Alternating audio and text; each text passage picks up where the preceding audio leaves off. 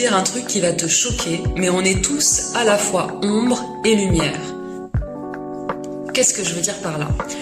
L'ombre, c'est tout ce qui est dans ton inconscient, tout ce que tu relayes, ton inconscience, donc tout ce que tu n'acceptes pas encore, tout ce que tu ne t'autorises pas, ce sont tes dons cachés qui n'ont pas été acceptés, ce sont tes désirs refoulés, enfouis, ce sont tes peurs, tes traumatismes, bref, tout ce que tu as vécu comme expérience, comme interdit, comme jugement social, etc. et que tu n'as pas accepté de ton être, de ton individualité, de tes émotions et qui n'a pas été traité par ta conscience. La lumière, c'est tout ce qui émerge à ta conscience, sauf que l'ombre et la lumière jouent et travaillent ensemble. On peut dire que l'ombre, c'est le plomb des alchimistes et la lumière, c'est la capacité de transformer ton plomb en or.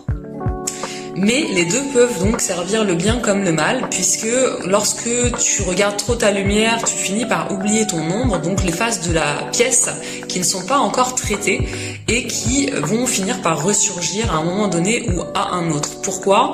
Parce que le rôle de l'inconscient, c'est de pouvoir justement, qui n'est pas prêt à être traité dans l'immédiat, pour justement alléger ta conscience et lui permettre d'avancer dans les tâches quotidiennes qu'elle a à gérer sans être en surcharge. Le problème, c'est que ça reste une partie de ton cerveau, de ton esprit et de ton être. Donc, de ton inconscience, c'est pas de ne te faire plonger entièrement dans l'inconscience, c'est juste de stocker les informations le temps que ta conscience puisse les traiter. Le problème, c'est que pour beaucoup, elle devient un espace de stockage poubelle, c'est-à-dire que souvent il devient très vite confortable de stocker tout ce qu'on ne veut pas régler dans l'inconscient. Le problème, c'est que l'inconscient, quand il arrive à saturation, il va prendre le dessus et c'est là où l'ombre va finir par prendre le dessus et le contrôle de la conscience. C'est ces fameux moments, oh, j'ai dérapé, je sais pas ce qui s'est passé, je sais pas ce qui m'est arrivé, ça ne me ressemble pas, ce n'était pas moi. Bien si, c'est des parties de vous, c'est des parties de votre ombre, c'est-à-dire des parties qui n'ont pas été traité en temps et en heure par la conscience.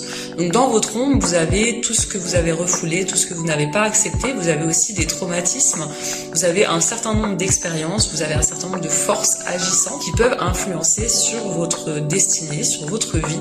Et justement, tout l'art de l'alchimiste que vous êtes et que nous sommes tous, c'est de pouvoir transformer les matériaux que l'on a en nous, dans notre corps, dans notre conscience, dans notre cerveau, pour en faire de l'or. Donc d'apprendre à utiliser autant son ombre que sa lumière, parce que la lumière aussi, quand on est beaucoup dans la lumière, c'est-à-dire que dans la conscience, on oublie qu'on a des parts qui sont les angles morts de notre rétroviseur intérieur, et on finit par voir uniquement ce que l'on a envie de voir. Donc c'est un peu l'icare qui se rapproche trop du soleil et qui se brûle.